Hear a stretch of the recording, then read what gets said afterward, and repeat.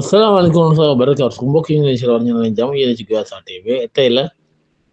jeudi 10 avril 2025 ñëw ci xibaar yi buñ koy doo rek mbirum Ameth Ndiaye mooy xale bi nga xamante ne ci ndeysaan bokk na ci course mbaam bi amoon fële ca Thiès ñu ne nag xale boobu ginnaaw ba nga xam ne moom mbaam mi nga xam ne moom tuddoon na ko kii di Modou Lo di nekk roi des arènes kii di Modou Lo nag may na ko 1 million ak iPhone bi mu génn ñu ne daal lii la ko Modou Lo defal nga xam ne moom Ameth Ndiaye mi nga xamante ne daal jamono yi mooy def bës daal ñu ne kenn mooy roi des arènes di Modou Lo